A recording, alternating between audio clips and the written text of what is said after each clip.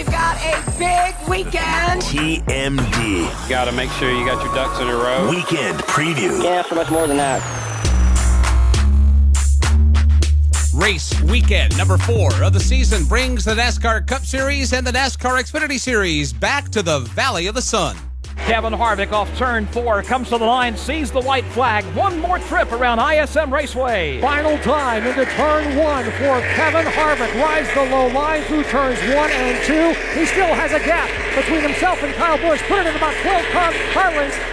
Kevin Harvick leads the field through the dogleg. Up the back straightaway for the final time, but Kevin Harvick still 8 car lengths in hand, right to the bottom of the racetrack. Lap traffic ahead won't be a factor off turn 4. A simply remarkable performance yet again for Kevin Harvick. Off 4, final time across the stripe. The checkered flag is out, and Kevin Harvick is a winner for the 9th time here at ISM Raceway. Woo! How about that, boys? That's how you rebound and just show them how it is right there. Awesome job. It was a battle today.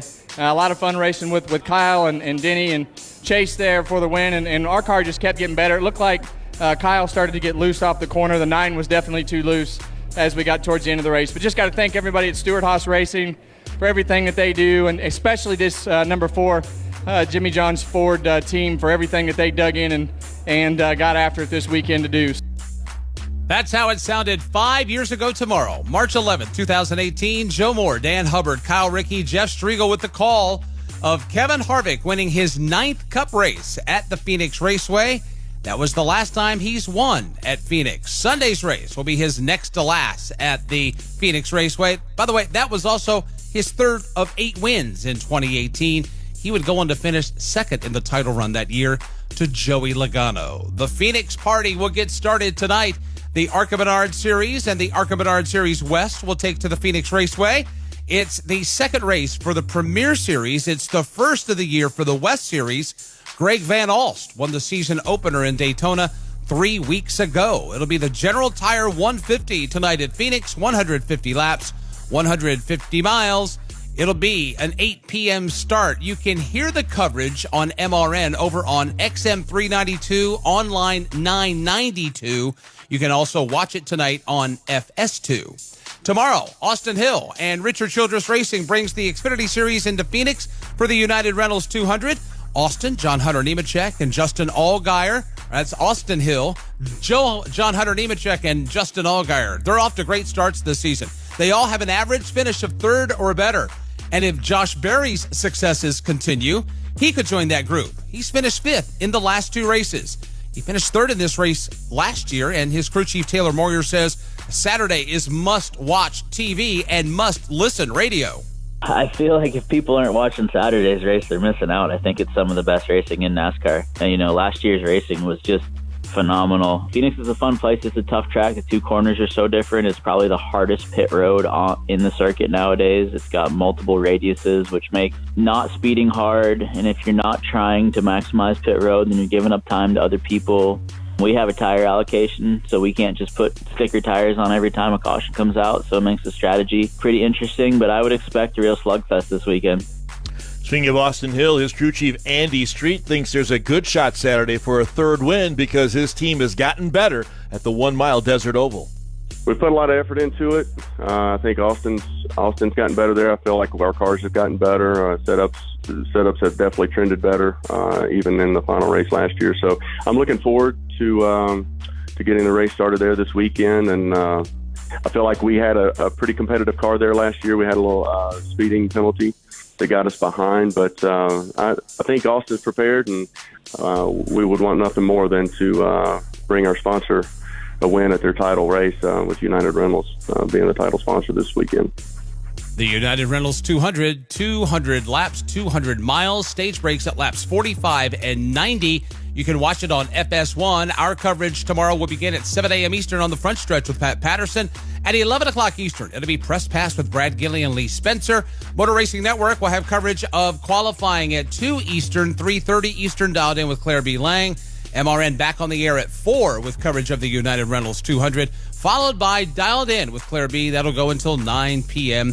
in the East. Sunday's United Rentals Work United 500 will be the 54th time the Cup cars have raced at Phoenix.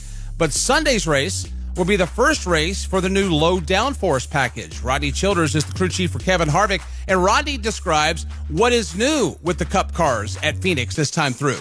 Taking a good bit of downforce off, and that's something that we definitely needed to do, but it's a ton, less downforce. And I think when we did that, a few years ago in 2018, it was definitely a step in the right direction. And yeah, it's a big downforce number, and they might run a little bit slower in the middle of the corner, but they're going to get down the straightaway faster and have to use more brake. And I think feeling like you have 50 more horsepower just because of the drag and having to use more brake, I think everything in general should be good for us. How will the rules, though, impact the on-track product? Chris Gabehart is Denny Hamlin's crew chief, and he gave his thoughts about what kind of racing he thinks we'll see on Sunday. It'll be better, no question. There's several things that's going to happen. It's going to reduce the grip that the drivers have, so they'll be a little more out of control. It also creates a smaller wake behind the car because smaller spoiler, less downforce, smaller hole in the air. And then one of the things that's a little bit less talked about, but just as important, you hear a lot of these guys talking about wanting more horsepower. Well, with less downforce comes a significant amount less drag. Josh Berry will once again fill in for Chase Elliott at Hendrick Motorsports in Sunday's Cup race. Last week, he had very little time to prepare. This week, it's a different story. Really preparation for me, began basically as soon as we got home for Phoenix. I had a pretty good idea that I would at least be in the 9 car for Phoenix, and we've been putting in a lot of effort with Alan and that group to get me more prepared. Right? We obviously it's well documented that last week's situation was last minute, so all of us are all of us have pulled together to try to get me as prepared as I can. Some of that preparation will start Friday with an extended practice session, 50 minutes for the Cup cars today, and Tyler Reddick says he'll take it.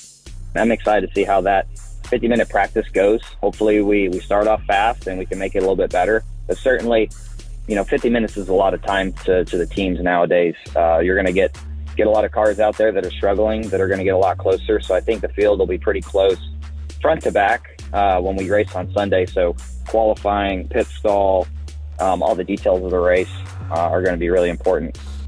Team Penske driver Austin Cindric finished 6th last weekend in Las Vegas. He says they will have to be quite versatile this weekend.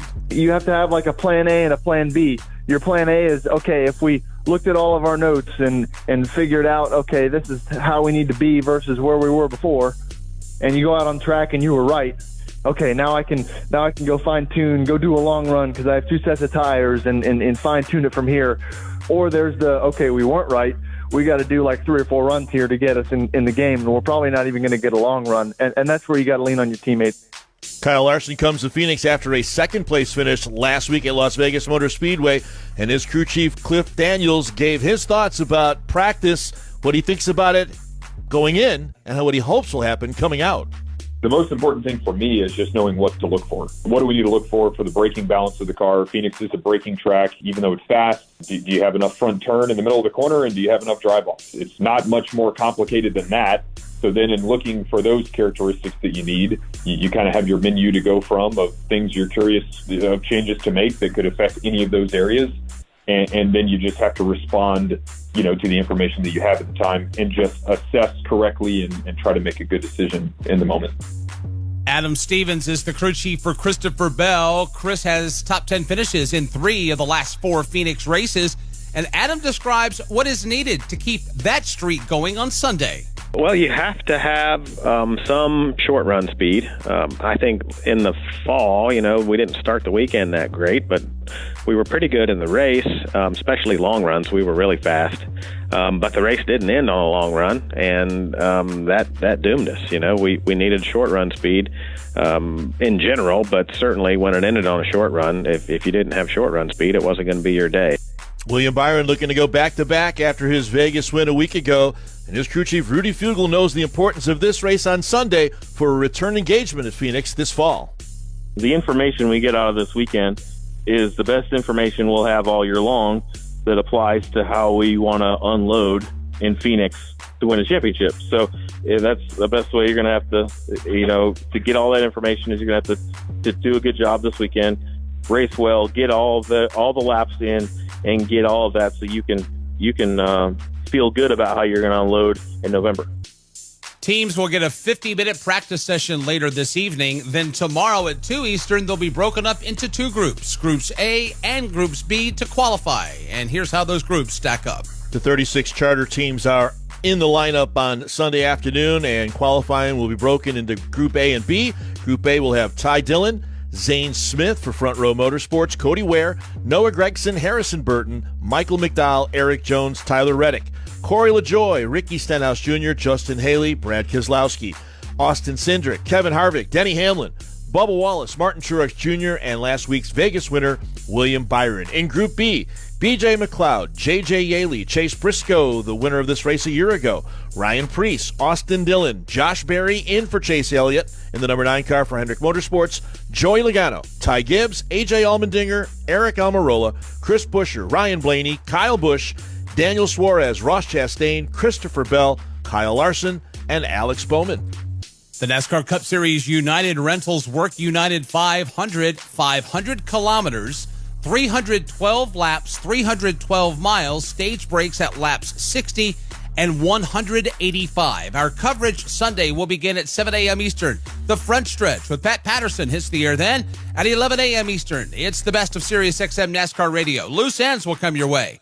1 o'clock Eastern, Sunday afternoon. Fantasy Racing Preview with Pistol Pete. 2 Eastern, it'll be Dialed In with Claire B. Lang.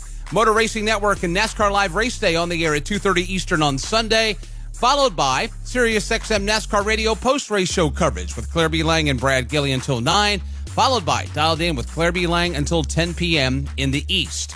Here are your driver-to-crew chatter channels. Joey Logano can be heard on Sirius 136, XM 380, streaming on 980. Kevin Harvick on Sirius 134, XM 381, streaming on 981. And Kyle Larson can be heard on Sirius 138, XM 382, streaming on 982. Those channels will go live at 3:30 p.m. Eastern on Sunday.